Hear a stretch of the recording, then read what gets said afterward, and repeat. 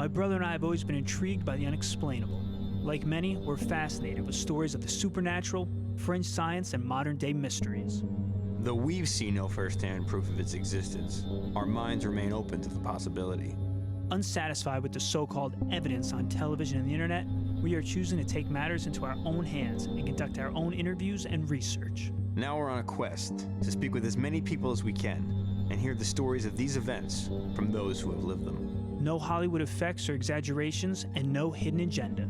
We invite you to listen and decide what and who you believe. We are the Brothers Mysterium.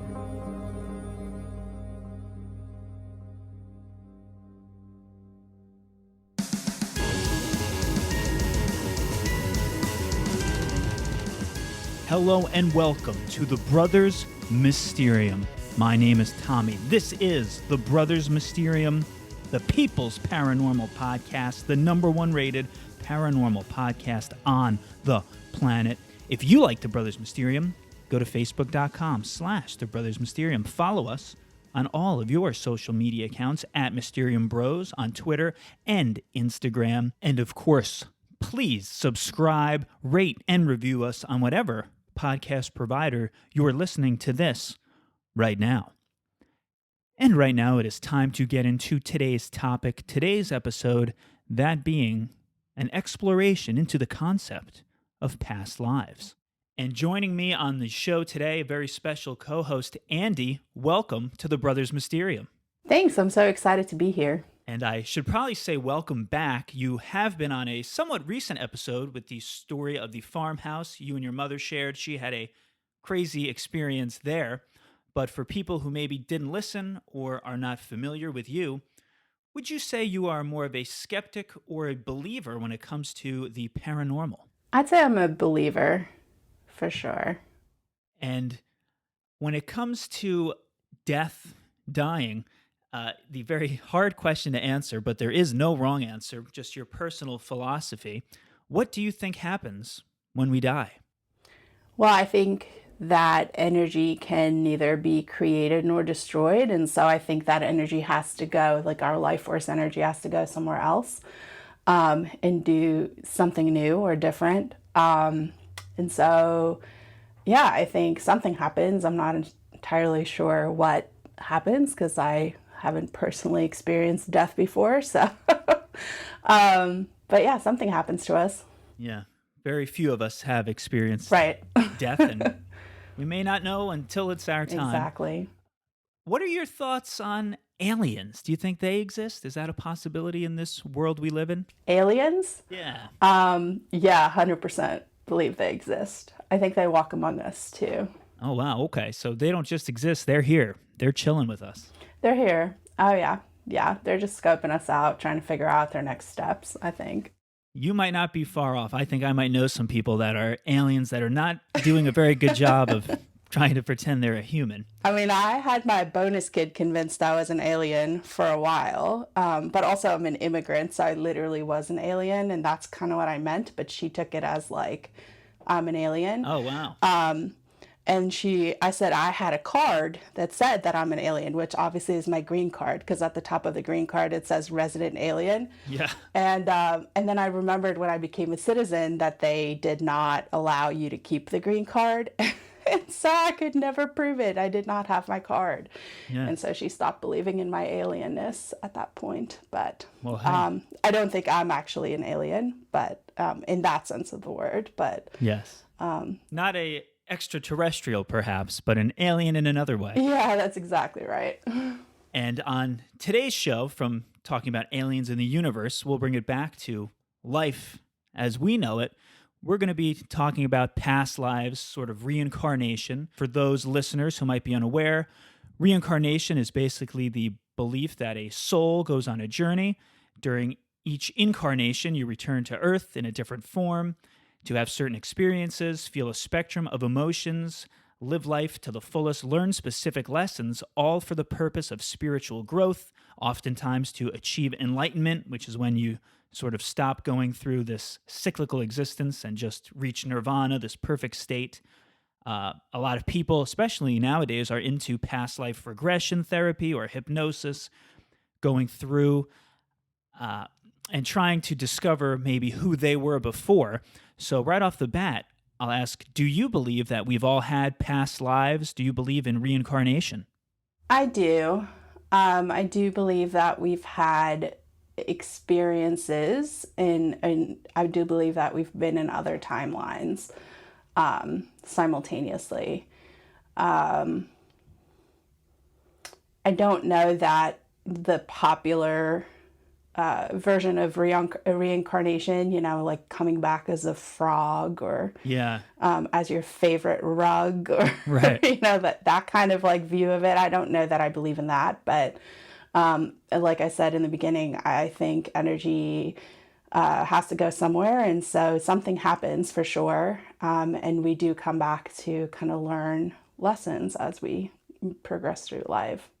See, I'm kind of torn, as I am with most things on this show, where part of me is like, I don't like the concept of reincarnation just because I want to feel special. I want to feel unique. Right. I have a son and I want him to be this brand new life. I don't like the idea like, oh, he's my grandfather back in a new form. Like, right. It kind of cheapens what we do. I think life is special because it does end. Yep. And here's my controversial thing I'll say here. I almost feel like if people believed in reincarnation, and I'm not one to like promote suicide or anything, but if you got to a certain point, why not like a video game? If you're 50 and, your life's not great, wouldn't you be like, well, I'm going to have another one. I'm never going to remember any of this. Why don't I just, steal a car, fly down the highway, rob a bank, see what I can get away with? Right. Because you're just going to have like a restart anyway. And then people will say to me like, well, if you do that, you didn't learn a spiritual lesson. But then I'm like, well, I won't know. Like, I'm not going to remember when I wake up. So what would stop you from sort of just throwing this life away and being like, next time I'll try to be rich and famous. This time it didn't work out. So part of me is kind of like, that's a flaw in the logic. But then there are many famous cases, especially with children, where they know things they couldn't know. They know specifics of somebody's life who lived years before them, miles away from them. It's not something that they could have learned from TV. Yep. They can speak languages that they never, their parents don't speak it. They have no idea how their kid is speaking Russian when they're living in Southern California.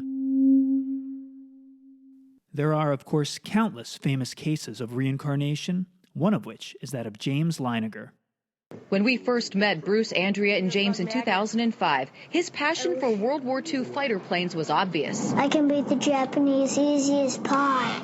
The fascination began when he was a toddler. The final put him on? James seemed intimately familiar with the aircrafts. He started doing these little drawings of airplanes shooting at other airplanes or being shot down. Bombing ships, you see men parachuting. Here's another one where planes are dropping bombs. This is a carrier. The violent drawings were followed by extreme night terrors. He would just be crying. He'd say, airplane crash on fire, little man can't get out.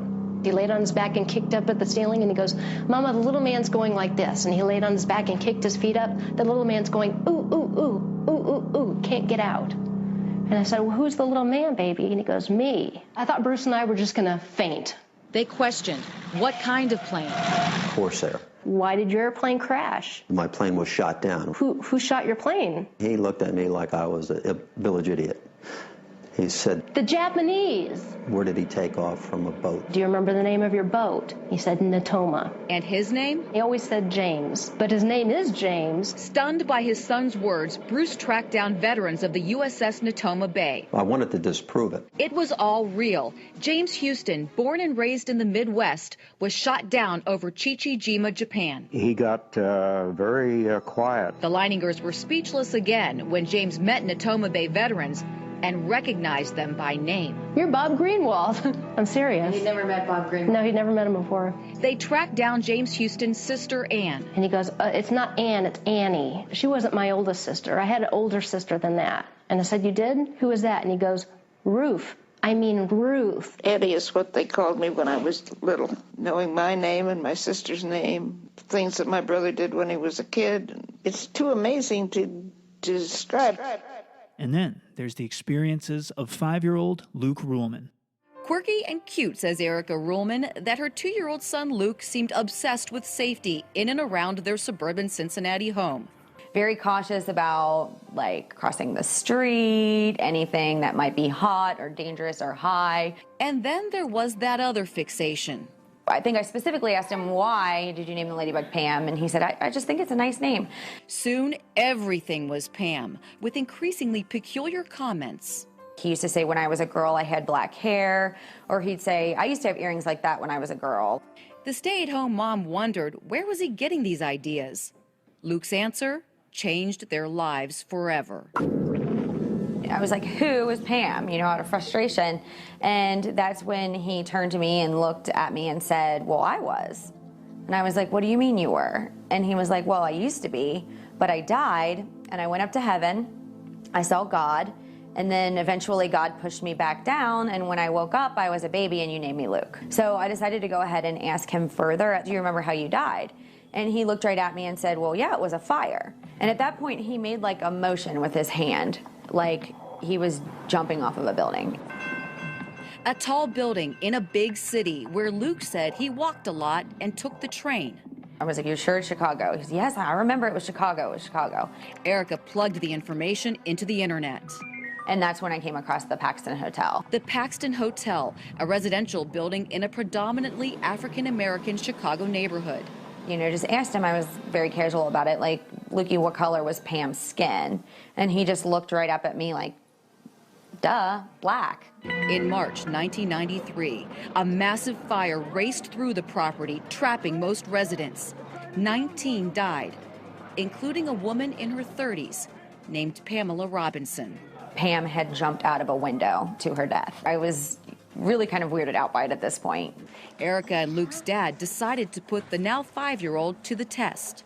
I had found a picture of Pam, and we had put it on a sheet of paper with a bunch of fake pictures. What's familiar mean? I didn't really think that he was going to pick the right one. But with the cameras rolling, I know someone I can recognize. But I remember when this one was taken, and he pointed to the correct one. It's Pam. And just as Erica was becoming truly connected with Pam's memory, Luke let her go. It's like he got it all out, he was finished, and he had nothing more to say about it. So those are the things that always linger in my mind of why I can't just say, no, it's made up. It's a nice system of belief, and it feels nice to say, like, well, this life ended, but I'll be back. But then when there are those examples, those are the things that have me being like, well, there must be something else going on here, because how can you explain that? Right.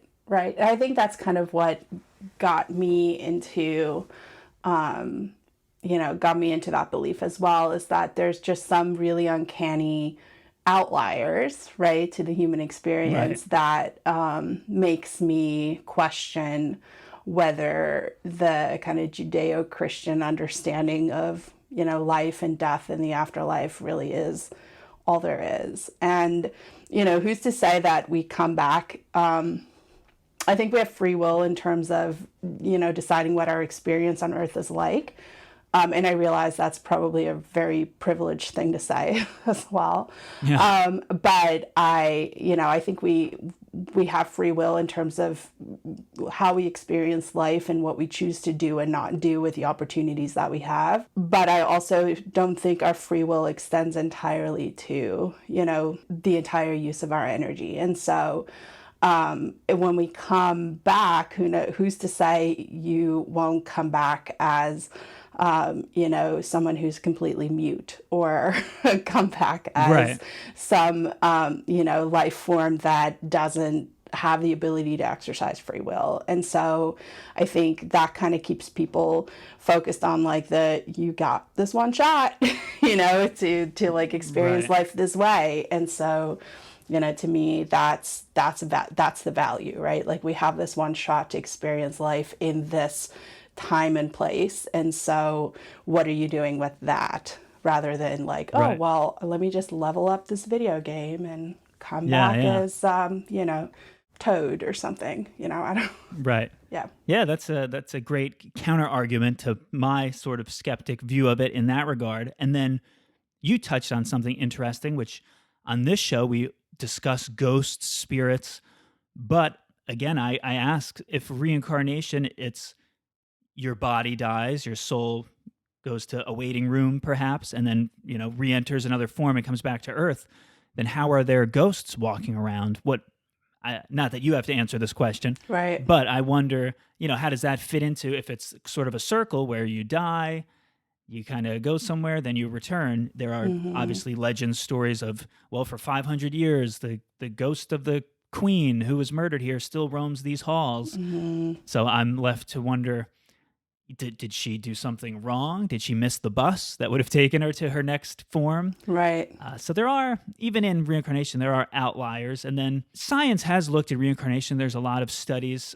Carl Jung talks about maybe it's more of this collective unconscious where people are able to pick up languages, knowledge they couldn't know. And again, like children, I think are the best meter for this, because as we get older, we read more, we absorb more. But when kids are saying weird stuff, and sometimes kids just say weird stuff. I know a lot of people whose kids will say, like, I picked you, or, Mommy, Daddy, before I was here, I was in another place. And like, again, that makes me be like, well, I wish I've never been there for these discussions. I'm always like, well, what'd you ask your kid? What were the follow-ups? Let's dig deep into this. Right. And they're like, I don't know, it was weird, or they just blew it off. And sometimes kids are playing make-believe, but you never know. Yep. One thing many people love is the book Many Lives, Many Masters, which is about a therapist and his patient. And he sort of discovers that she has all these different lives. And the concept there is basically everybody that you know in your current life, you knew then. Your daughter in this life was maybe your brother, or your neighbor now was your mom. What are your thoughts on that? Some people call it like soul contracts, or just this idea that sort of everybody you come into contact with in this life was somehow connected with you in all of your previous lives. Do you subscribe to that potentially? So I've definitely, like, in my personal development studies, have interacted with the idea of soul contracts, and I do think that we make subconscious contracts with the people in our lives today. So I can't definitively say, like, yeah, I subscribe to that belief or not. I do think that what's really appealing to me about reincarnation is coming back with a clean slate, right? And so do I want to come back with all these soul contracts? Like, I don't know, like maybe there's some people that I want to leave behind when I go. So, I'm not sure that, again, I'm just not sure. I'm not sure what's out there, but I'm open to it, right? I do also think that soul contracts as a concept can be kind of harmful too, when we don't use kind of that knowledge for good, right? And so, for instance, like, let's say you reincarnate, and someone in your life is someone you had a soul contract with who was not a good influence in your previous incarnation. Like, what do you do with that, and how do you deal with kind of residual, it's almost like a residual haunting, like a residual energy haunting, right? Like, how do you deal with that residual, negative influence in your life? And so I think all of it kind of points us to the direction of, you have a responsibility to master your energy in this life, and you have a responsibility to make sure that you're not doing harm. Do the least amount of harm, I think, in this life. And that kind of helps us, that gives us that personal responsibility and accountability for whatever next incarnation we have. Right, yeah, very well said. And I love how you pointed out, everybody likes to say sort of the feel-good idea of like, well, the jerk in traffic, maybe that was your mother, so let it go. It's a good theory. It's good practice. Everybody I know, we've all known each other before. I love how you pointed out, like, it's not always a good thing to have the same people. There are negative forces.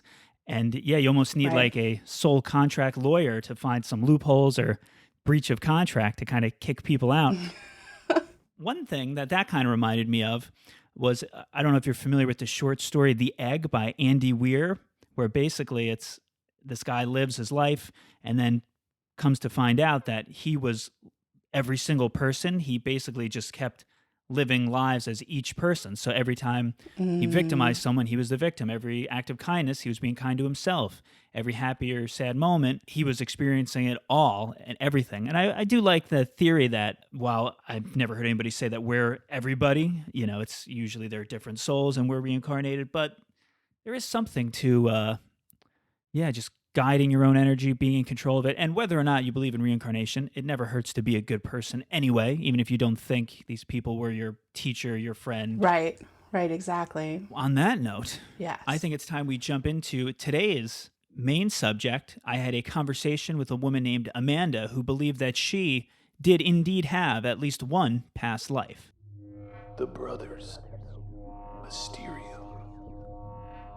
Could you explain why you believe you have a past life and sort of how you started to think that way? I guess I started considering the notion of a past life maybe when I was around 21 or 22. I grew up in kind of a spiritual family where my father really encouraged all types of beliefs. So they never discussed that specifically, but I guess it never was an alien idea. So I kind of had some weird experiences as a child and as a teenager. And, one day I was at work and we had books.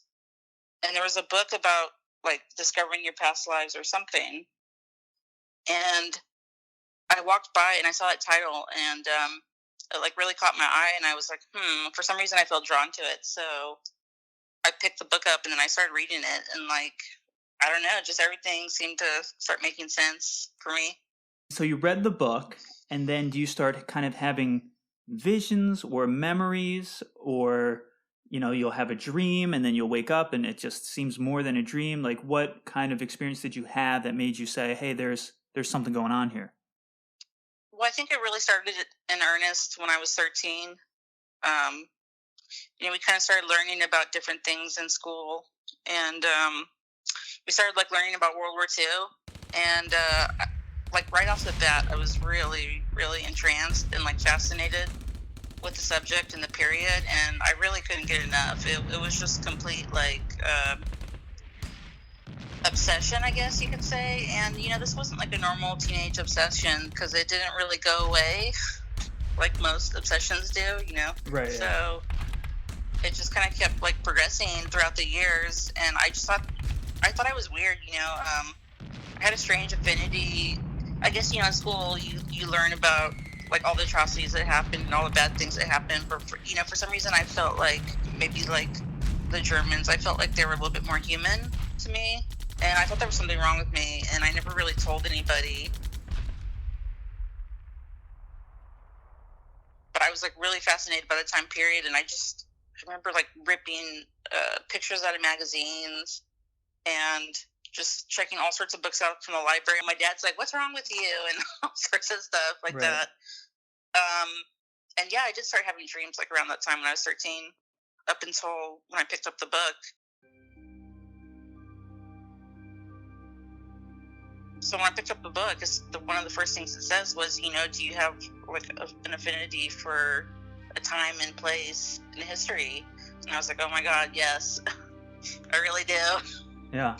And, everything made sense. But one of the methods that they suggested was to do meditation and self-hypnosis to unlock memories. Right. And I bought another book that laid out a really good technique for doing this. And, just one day I kind of laid on my bed and made sure everything was quiet and dark. And I tried it, and I was pretty amazed. Could you kind of explain what that technique was and what actually happened while you were laying in bed?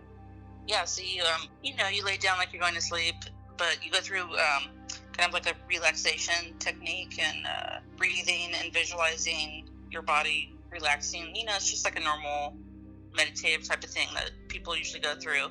But then you do visualization to basically try to access, I guess, to see if you have past life memories. I think it was something about, like, visualize going downstairs, like, long winding stairs, and then at the bottom you come to a door, and then you're supposed to, like, open the door. and inside you'll find like a hall, like a room or a hall that's supposed to contain your past life memories, and then like whichever one draws you is you go up to it, and then that's when you're supposed to be able to access past life memories.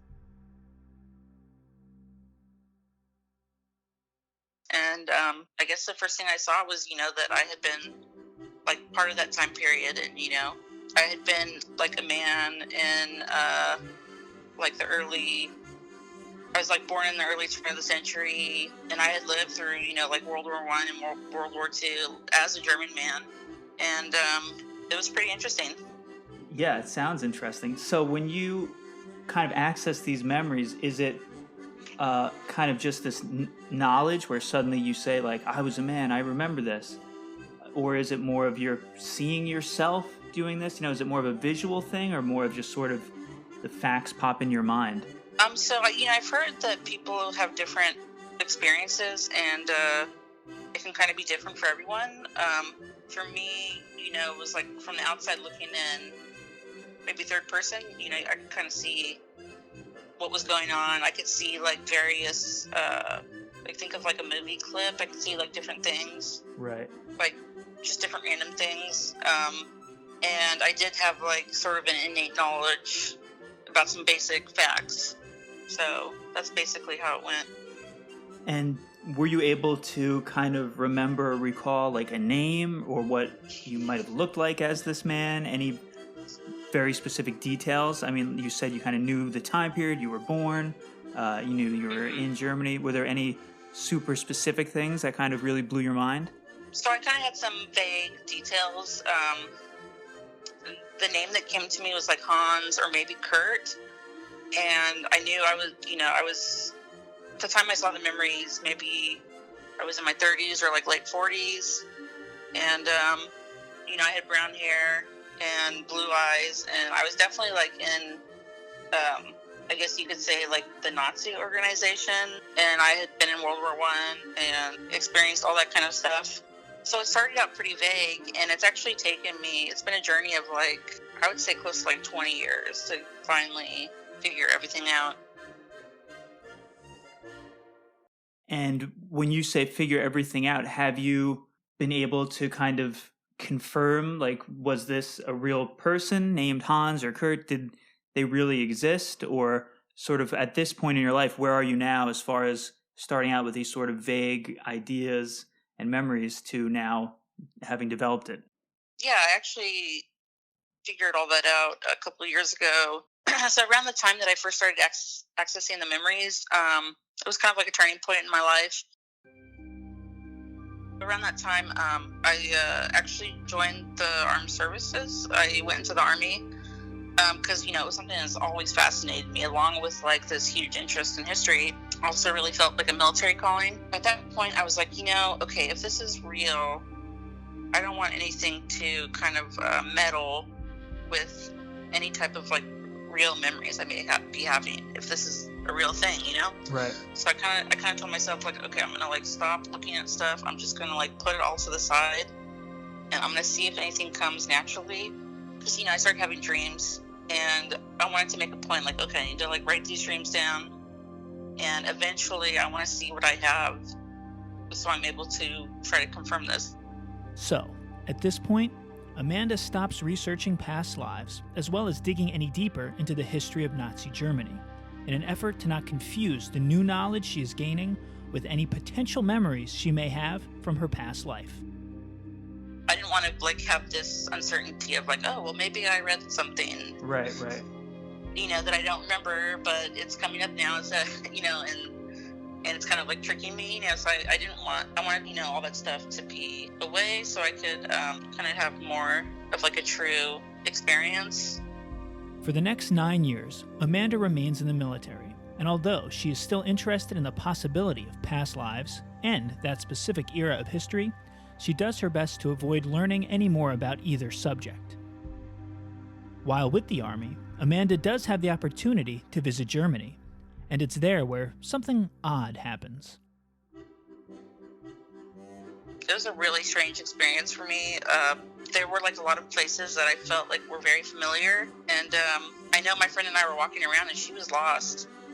And, you know, I knew exactly where to go, which was really strange. And it turned out like I knew exactly. I took us like right to the spot and she was like, okay, this is really, really weird. Yeah, that's cool. So I had that whole experience. And then, so, you know, after I got out of the Army, I kind of was having a hard time kind of coming back to civilian life. I was having a hard time transitioning. After finishing her 9 years of military service, Amanda takes some time to reflect on what's next for her. While doing so, she also looks back at all of her potential past life experiences. And after a 9-year hiatus, she decides that she's ready to really dive in and investigate her presumed past life. And so I was like, okay, now's the time. So I kind of got back into the whole meditation, hypnosis thing. But, you know, this time I did it through audio, where someone's like guiding you through this trip, I guess. Okay. I tried a bunch of different audios. I finally got like a full name. I had never been able to get a full name before. The name I got was like Johannes. I was like, okay, you know, I'm gonna do some research now. I need like all sorts of information about myself. I need like my full name, like rank, like which service I had been in, like kind of like a whole bunch of facts about myself. So I started to do some research, but it was really difficult because, you know, I was just like an average dude. Right. It was really difficult, but I had to go through like I had to do like a lot of specialty research. And finally I got some leads. I hired a researcher to look in the archives, and he sent me a file. And, you know, I got the file and I started to read it, and I was like, oh my God, this feels like it clicks. But the name I'm seeing is Hans.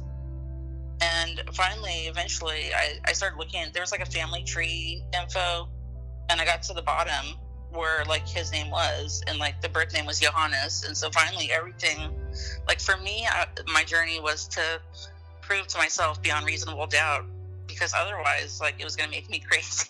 Right. Yeah, for sure. Because I wanted to know for sure, like, hey, is this real or not? Am I just crazy? Am I making this stuff up? But, you know, oh my God, I was able to confirm so many things.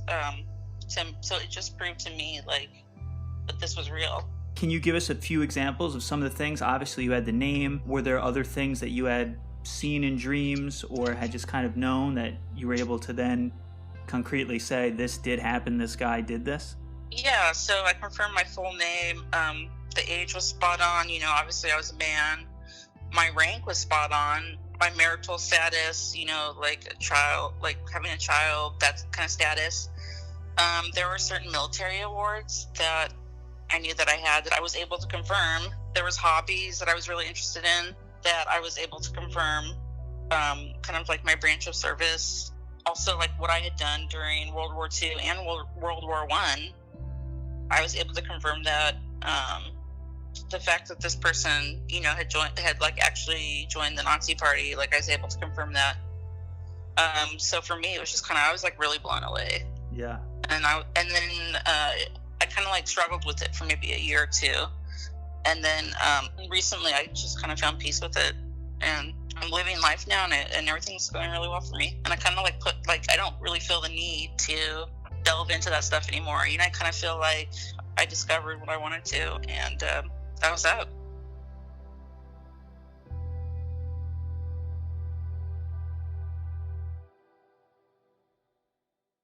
Right, you kind of closed that chapter. Mm-hmm. But, you know, it was a long journey. Yeah, so a lot of people, and usually this is something skeptics point out, will say, you know, oh, I was a king, I was a queen, I was, you know, Leonardo da Vinci, I was Einstein. They kind of pick somebody famous or somebody in power. People usually don't say like, oh, I was a hobo, or so it's interesting that it's a Nazi, not, as you said, not somebody history remembers very well. Did that make it even more awkward for you? If you, I mean, not only for your own logic, as you said, you were kind of like, why am I thinking this? Am I going crazy? But to even talk to other people, did you share with other people like, hey, I think I have a past life, and not only that, I think I was a member of the Nazi party. I mean, what was that whole aspect of it like? It was certainly very difficult for me to share with other people. I kind of tried to search out communities that I knew would be interested and talking about the possibility of past lives. But even within those communities, this was like a really taboo kind of subject. So that was also really hard for me. But I actually like found other people who like said the same kind of stuff I did. And sure, there was, kind of like the whole people trying to say they were like someone famous. Right. But interestingly enough, I found a lot of people who were just like totally average. And to me, those people aren't really the people you hear about. You always hear about like the people saying like the famous ones. So for me, like it showed me like, hey, there's other people like me, and I started to like open up about this to other people, and obviously really close friends, and even now my husband. So eventually I was able to talk about it with people, but it's always been really difficult for me because it's such a taboo subject, in society and amongst people in general. They get very uncomfortable when you bring up the subject. Yeah, for sure. It's almost like a double taboo because some people don't believe in past lives even. So to say you think you have one is probably makes people be like, what? And then to say, and it's a Nazi, it's sort of a double whammy. I know. Yeah. So have you only had experiences with that one past life, no other memories or inclinations of other time periods or other times? Because I know some people will say, oh, I've had 4 or 5, I can remember these, but it seems like you've just had the one past life that you're able to recall. Well, I think it's the fact that that lifetime has been like so dominating with my current, my current life. It's been like so overwhelming for me. Like it's really hard to even consider other past lives. But actually, one time I had this really crazy, realistic dream that I kind of woke up in like an oh my god feeling about participating in the Civil War. So I do believe I had other lives, but they're not really something that I guess I care to explore or. Right. It's interesting though that it follows that pattern of a kind of military combat. The Nazi Party, the World War I and II. Mm-hmm. You joined the military. That's Civil War. So that's an interesting parallel. Yeah. What's also interesting is there's a lot of parallels with what I'm going through currently in my life and the past. I had worked a lot with like the police and intelligence, and so that was also like the kind of stuff I was drawn to in this life was working with like the military, police, and intelligence. Yeah. So that's pretty interesting for me. For sure. But yeah, I actually, besides the Civil War, I also have inclinations towards other time periods, but it always feels like kind of like a manly figure that's participating in like something military. Right. So yeah, that seems to be a theme, I guess, no matter what life you have, mm-hmm. You're just drawn to that. Yeah. And then you were able to confirm a lot. So it's safe to say that you believe you really did have that past life. It's not, as you were kind of mentioning earlier, you kind of avoided doing too much research because you didn't want to kind of taint your own thoughts. And then you're dreaming about it. And then you have to say, now, what did I read a book about past lives? And then I read a book about World War II, and that's why I dreamt this, as opposed to being a real memory. Like, is it hard? Mm-hmm. Is it hard to distinguish between what's just a weird dream, what's I just happen to kind of like this era, as opposed to mm-hmm. I lived through this? Yeah, that's always been a question in my mind throughout the years. But the longer I've been going through it, the more I've kind of been able to distinguish between like maybe this is just fantasy and I think this was actual reality. I guess it's kind of hard to explain, but like dreams can be a little weird, and from dreams I'm kind of able to like pick out the elements that are real. And even more so with doing stuff like the meditation and hypnosis, for me those are the most reliable methods because they produce like the most like real feeling of having lived through this stuff. And then also I've actually had like spontaneous, memories. Either I'm like laying in bed at night and suddenly all this stuff comes to me, or I may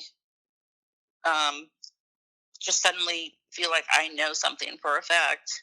And that's all stuff I've kind of been using throughout the years.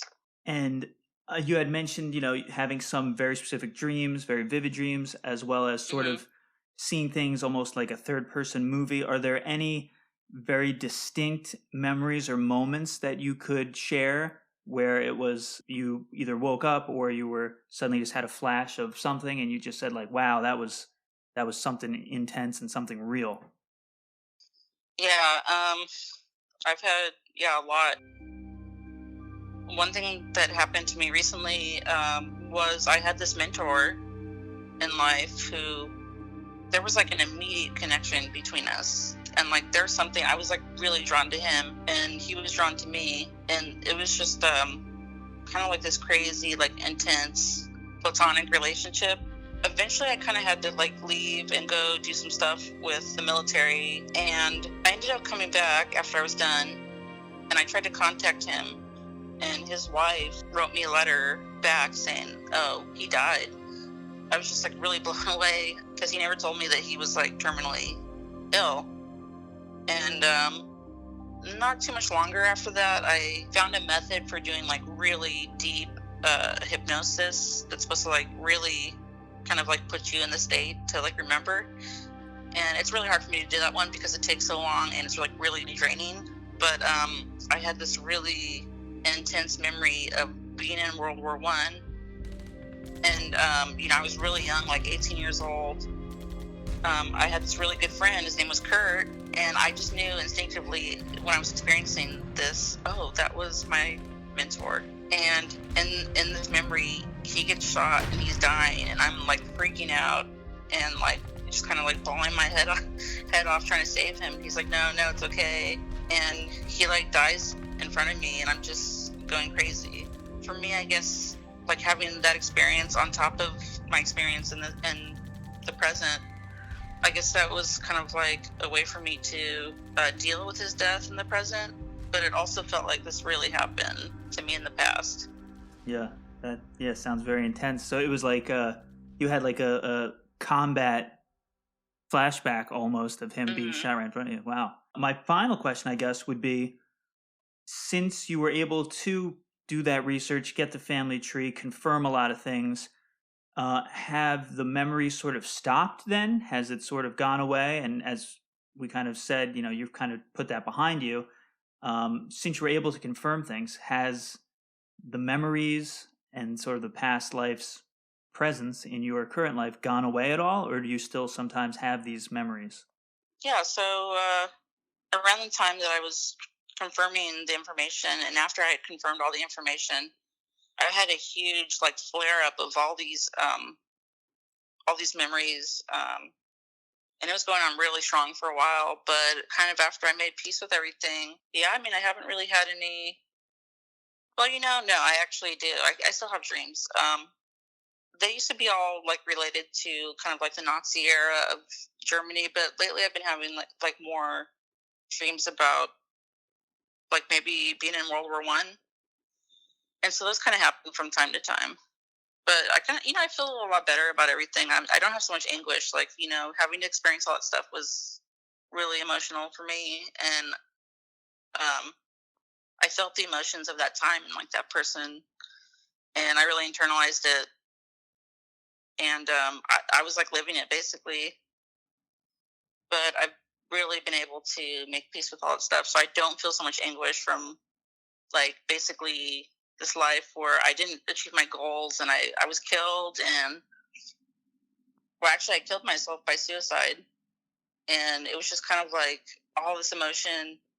But I've actually made changes in my present life to not redo the mistakes. I'm focusing on family first. And I think the knowledge of this life has really helped me now. Wow, yeah, that's really cool. So not only were you able to just sort of get an answer as to like why you were experiencing these things, but you've actually been able to turn it into a lesson or teaching tool as to not kind of repeat those mistakes. So that's very cool. Yeah, and I firmly believe that the people around us, we've been experiencing lives with for however long. And so, I feel like a lot of my really close relationships now are people that I knew in that life, and I kind of feel like you said, like I'm making changes. And for instance, like my current husband was, a woman in that life that we never got to experience, like that relationship, and that maybe should have been, but is obviously happening now. What kind of advice would you give to anybody out there who maybe is kind of going through what you were at a young age, where they're not only feeling an affinity towards a certain era, but, they're starting to have memories and they're starting to wonder, am I going crazy? Why am I thinking about this? Am I weird? Is there anything you could kind of say to them that might help them through this process? Yeah, for sure. Like I would say, living in the Western civilization, it's hard to realize that this has kind of been a belief that's been held throughout the world for a really long time, especially, in the East. And so this is not just something that like some new age person concocted. There's actually, a lot of like history behind this type of belief. And I would also say be patient, because you're not going to like find out all the answers in one day. I've definitely tried to participate maybe like in online forums, and I've seen people just come on there and they like want to know everything right away, but you can't. That's not how it works. Right. You kind of just have to like let it come. I mean, and it may not always be what you expect too. You maybe somebody like thinks like, oh yeah, I was Cleopatra or something, but then later they realize, oh, I was completely wrong. Like I was just kind of, that's what I wanted, to happen. So I would say be open to like all the possibilities. The Brothers Mysterium. That was Amanda. That was her story. Very interesting. I'll do kind of a quick summary. She's like 12, 13, and she's just really interested in World War II. She says she felt almost like guilty that she saw the Nazi party as more of like people, more human than just cold-blooded, bad guys. She was kind of obsessed with it. She said she had pictures of World War II on her walls. Most teens might have like Justin Bieber or something. She's got World War II stuff. So definitely more than just a liking. And then when she was about 21, 22, she came across a book on past lives, read that, everything started to make sense. And obviously we heard her story.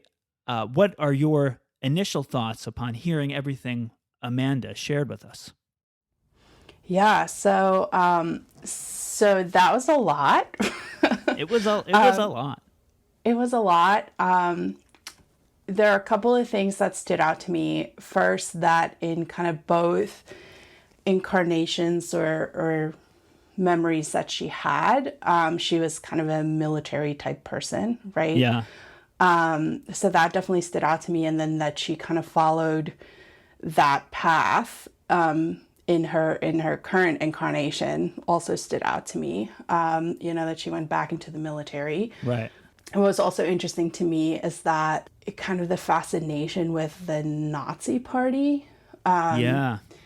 So this is the part that I was pretty torn about, right? Because like, who chooses to be a Nazi, right? Yeah, that's like the main reason I wanted to talk to her and have her on, because, and I think I said this to her. I said a lot of people will say, oh, I was in a Greek village and I was the the healer and it was beautiful.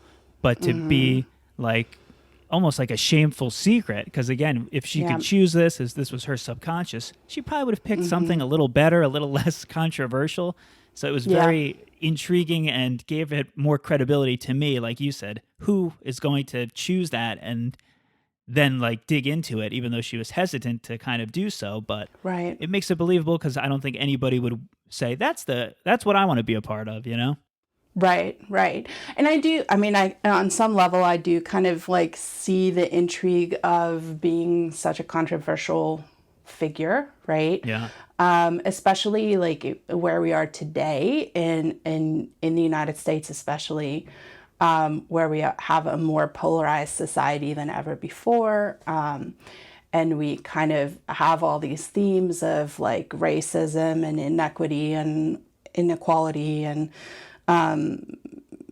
all this stuff coming to the forefront in our daily discourse, right? Like Yeah. all of that is front and center. And so I kind of see the allure of, because I've often wondered why people would believe what they believed back then. Right. Like why would you subscribe to that belief? And then I saw it playing out with my own eyes this year, right? Yeah. And in the last 4 years, I was like, well, this is real. This is how this happens. You know, I see Exactly. QAnon and all that stuff, right? Like you see it happening in front of your eyes and you're like, I can kind of see why someone would be a Nazi. Like I can see it. However, that's definitely not at all enough for me to like choose to reincarnate or choose the story of one of my incarnations being a Nazi party member or even a soldier in the Nazi, you know, in the SS or whatever she had said. Right. So that was fascinating to me, first of all. And it was, but again, like what kind of threw me for a loop was that she really strongly identified kind of with the military part of it, right? Rather than just being like your average, you know, everyday Nazi party member, right? Like I'm a Democrat, you know, he's a Republican, you know, right. I'm a Nazi, right? Yeah, she was pretty active, yeah. She was pretty active, she was in there. And then also then again, choosing that kind of life path in like this incarnation is fascinating to me. That reminded me of something else, which is like nature versus nurture, where I have heard people say before, like, oh, you like basketball. That must be because you, in a former life, you were a basketball player or something. Right. I wonder, is it like that repetitive where to her, she was her two, like you had said, both of her former lives, from what you could recall, she was in the military. In her current life, she joined the military. So it's like, will she forever join the military? Or if it's in my current life, I like basketball, is it because it's almost in my DNA, my subconscious imprint? Or is it just because my parents enjoy it and it was on? So do we just fall into what we're exposed to as part of our environment? Or are some things just ingrained in us? Like I've heard many people talk about, I have a fear of drowning and I don't know why. And then they do this past life regression hypnotherapy. And it's like, oh, I drowned in a former life. So it does bring that question of how much of it is just your environment, your world around you currently, and how much of it is potentially something that was lingering from a former life. Right. And it kind of begs the question too, like what does it all have in common, right? And so like this whole kind of military theme to it has in common a sense of belonging, right? A sense of discipline and a sense of selflessness, because you do sacrifice so much to be in the military. Definitely. And then also a sense of shared purpose. And so what I can definitely see with the whole Nazi connection is that was a big draw for people to subscribe to the Nazi party at the time. Like it was after the First World War, Europe was devastated. People needed, they were looking for a savior. They were looking for something to get them out of their situation. And so, you know, I can see that kind of allure of like having that shared purpose. And so is that something that, and maybe she just latched on to the idea of shared purpose. However, the fascination is uncanny because I don't think that I would openly admit that I was a Nazi. Like out in, you know, that piece still just baffles me. And I give her super props for being open about her experience with that. Yeah, definitely. Like to talk about that you believe you've had past lives. I'm sure a lot of people are like, you know, okay, you woo-woo weirdo. Exactly. But to go the extra step, it's almost like if I said, I was a serial killer. I was Ted Bundy in my former life. Right. Definitely, you're going to get a lot of weird looks and get judged by people. So yeah, definitely respect to her for her willingness and openness and sharing everything. Yeah, for sure. For sure. Another thing I respected about her was she even said for a number of years there, she took time to stop researching past lives, stop looking into World War II, because she wanted to not like corrupt her own mind and confuse herself with, am I reading about this, you know, late at night all the time, and now I'm dreaming about it and I'm watching documentaries, and now my memories of what I've learned, my knowledge is confusing itself with what might be real true memories of a past life. So I really appreciated that she took it serious enough to say, I want to see how this is going to play out on its own. And she had the wherewithal to say, like, I'm going to take a step back and just see what happens, which is very cool. And a lot of people, I think, get excited, dig deep. And again, it gives her more credibility in my mind that she wasn't just faking this. She's not saying it for attention. She wasn't like, oh, I'm special. I had a past life. Let me absorb as much as I can about it. She was like, something's happening. It's interesting. And I want to see where this is going to go on its own. So that was a cool nuance of her story.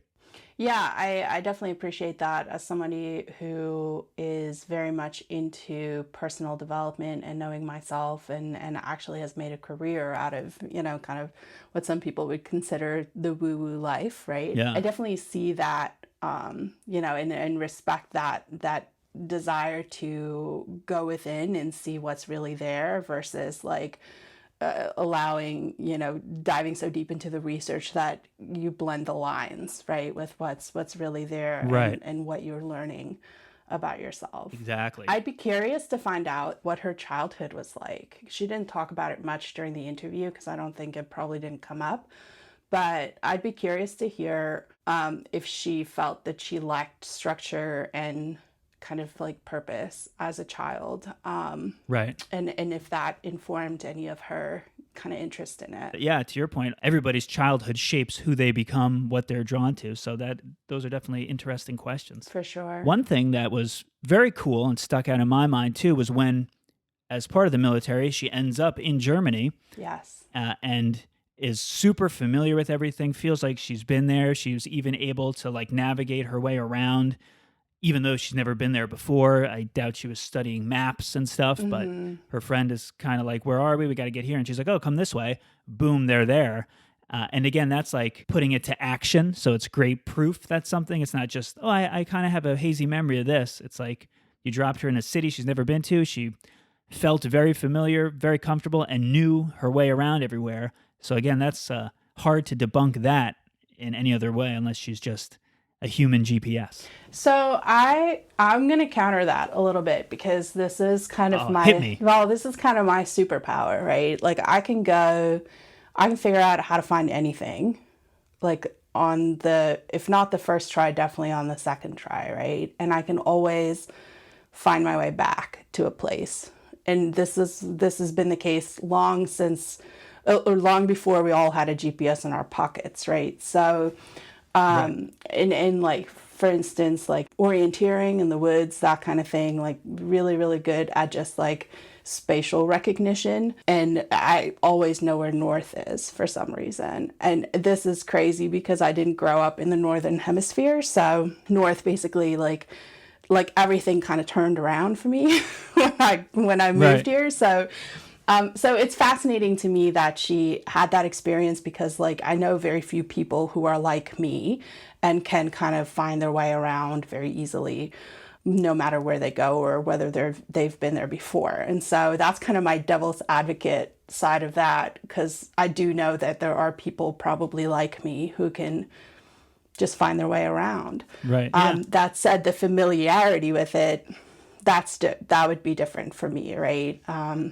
But then again, like, well, have you seen it in a movie? Have you, certain landscapes just kind of feel familiar to you sometimes because you've created a mental image of it through your studies or your reading or, if you have an active imagination. So I can go both ways on that, I think. Yeah. Another thing that she touched on, which we actually discussed earlier, is the idea of close relationships with people, being connected to past lives. She says that she believes her current husband was a woman in her German life, and they were never connected as close as they could or should be, but now they are. Now they're married. She also talks about Kurt, who was kind of her mentor in life, which is interesting because she said initially she thought her name was either Hans or Kurt in her past life. Yeah. And then as it turns out, in her current life, Kurt was this mentor figure to her. So that was interesting, but that kind of brings back that idea of these soul bonds, the same people traveling with us. So I thought it was interesting that she hit that one right on the head. Yeah, that was neat. And that felt like confirmation to me. And I can see how she took that as confirmation. And the Kurt thing was uncanny, actually. I was like, wait, I giggled when she said it because I was like, what? Yeah. What? That's so cool. Yeah. The connection with a current husband who was a woman she was connected to in the previous life. That feels less relevant to me than the Kurt thing. But also still powerful, right? And so if reincarnation is predicated on the theory that you come back to learn the lessons that you didn't learn or to have experiences that you were supposed to have in a previous life, but your free will took you away from it. Right. So you reincarnate to come and have that lesson, come and have that experience. I wonder, like that kind of plays into the idea of like the mentor figure being someone named Kurt, right? And like learning those lessons literally from a past life version of herself. Totally. So that's really neat and probably makes me want to write a book about it, right? Yeah. Where are these lessons, these soul lessons coming from? So that was cool. Yeah, definitely. Anything else from her story really stand out to you? Definitely the Kurt thing was cool. Who would willingly admit that they were a Nazi in a previous life. And what I loved about that discussion with her as well was that she dealt with a lot of shame and kind of like, she worked through a lot with that realization. And so I thought that was really powerful. And what I loved in the end is that she said, I've made peace with that part of my life and I feel really at peace knowing this about myself now. Yeah. And so that was a really cool kind of arc for her story. And I think that's all we really all want to get to, right? Is that place where we're just really at peace with ourselves and at peace with our past. Absolutely. Yeah, she had some really cool almost advice for someone. I asked her like what she would tell somebody else who's looking into past lives or thinks they have some. And one thing she said was like, be patient, because it took her 20 years to uncover the real details where she was able to say like, this did happen. And as I said earlier, it's very popular now to have past life regression, hypnotherapy, and I'm sure people, they want to know right now, give it to them. Right. Everything instant gratification is sort of the way of the world. So it took her 20 years, but her patience paid off. She said she even hired like investigators and people to look into the history in Germany on things that she couldn't get access to. So be patient was good. I also like when she said, be open to all possibilities because you may not get what you expect or you want. Yeah. It's not always a good life, a pleasant life. And then she said too, it's overwhelming. Like you said, not only with shame, but she was almost so consumed with this German life that she's afraid to kind of explore others, like the Civil War episode, the World War I, where Kurt is shot and all that. She's like, she's done with it. She's at peace, like you said. She kind of figured out this one life. She knows that she probably had others. And she even had some residual emotion where she said she felt like anguish of a failed past life where she didn't achieve her goals. She said she even committed suicide in one of those lives. Yeah. And that almost was unsettling to her own subconscious as she was digging through it and just had these feelings. But like you said, the beautiful message at the end was that she kind of learned from it all and is able to now apply those lessons to help her in her current life. And it's bringing her peace now. And that way is cool too, because with a lot of reincarnation, they say you can't really remember anything. And as we said, the goal is sort of your soul overall is learning lessons each life and moving on, but you don't necessarily get to apply them to your current life. So it is cool that through her research, she's learned things and mistakes that she won't repeat and has now a newfound gratitude and appreciation for her current life. Yeah, totally. I think that's the key message for me there was if you are going to undertake this kind of thing, this kind of, study into your current incarnation or previous incarnations or however you want to phrase it, right? Like make sure that you have the right support as you dive into this, because there's so much that could have been so unsettling to her. And it sounds like in her process, she had the right support to deal with whatever those residual memories, came up, or whatever those, that knowledge brought up for her. I think that was a very powerful lesson. And I definitely would encourage anyone, who plans to undertake this kind of journey to make sure that they're fully supported in it. Absolutely. This does leave me very curious, and I wonder, and maybe I will look into at some point doing like a past life regression hypnosis therapy session and record it for this show. Do you yourself have any interest in that? Would you ever try to explore a past life? Yeah, I think that'd be neat. I have had one past life regression, which turned out to be, it was kind of inconclusive in the end. And I think that happens a lot. I've had a lot of hypnotherapy in my life, and I think you have to be ready for it, right? Yeah. Because the ego will definitely fight.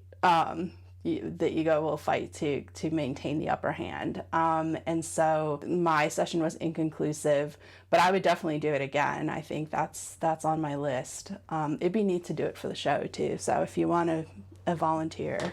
Oh, nice. I'm putting up my hand, I guess. Cool. And then I guess my final question is, having listened to Amanda's story, has it in any way changed your point of view, your feelings towards past lives? I wouldn't say it changed it, but I definitely think there was a lot of confirmation in there for me. I think her story is really powerful, and like I said earlier, I applaud her for sharing and being so open about it. Like it was really cool to hear that. Yeah, definitely. And how about for you? It once again has me leaning more towards that there is some sort of past lives, and as always, I ask more questions than I have answers, but it's leaves me to say, like, do only some of us have past lives? Am I an egomaniac and I'm thinking that I'm just a brand new soul? This is life number one. How come I don't have any memories or anything? Right. But as we said, there's so many points that are kind of confirmed or evidence that's tough to refute in her experience, that it definitely has me leaning more towards past lives do exist, whether we've all had them or only certain people have them or only certain people remember them. I do think it has me shifted more towards that reincarnation is definitely a possibility. Yeah, I think that's fair. Yeah. I think that's definitely fair. And I think, if hopefully like sharing this is encouraging someone else who really has that. I think we want to look into our past lives if there's a lesson for us there, right? Like we have that intuitive knowing of maybe there is a lesson there for me, and I can go and I have the power to go and look into it. Versus just kind of being this like passenger, right? And along for the ride and like, okay. But I think maybe the people who don't feel like they have or don't have that intuitive knowing of that lesson that they need to go retrieve, right? I think maybe it would never occur to them that this is even an option. Right. Yeah, that makes sense. Well, on that note, I'd like to thank you for taking some time from your current life and sharing it with us, coming on the show, co-hosting. You did an amazing job, some great insight. So thank you so much for joining us on The Brothers Mysterium. Thanks, Tommy. It's my pleasure to be here. Both of the news clips heard in this episode, that of James Leiniger and Luke Ruhlman, are both courtesy of Fox 8 News. Music heard in this episode comes from purpleplanet.com. That's purple-planet. And you also heard Happy Medley Polka by Ludwigs, Steirische, Gaudi. Our theme song is performed by the band The Never Grin. And if you or someone you know has a past life and they want to share it on our show, have them reach out to us at Mysterium Bros on Instagram and Twitter. Go to facebook.com/The Brothers Mysterium, shoot us a message, or email us directly at thebrothersmysterium@gmail.com. Please, if you have not yet, rate and review the show. Spread the word, spread the mysterium to the masses. And finally, a big thank you to you and all of your past lives for listening to us.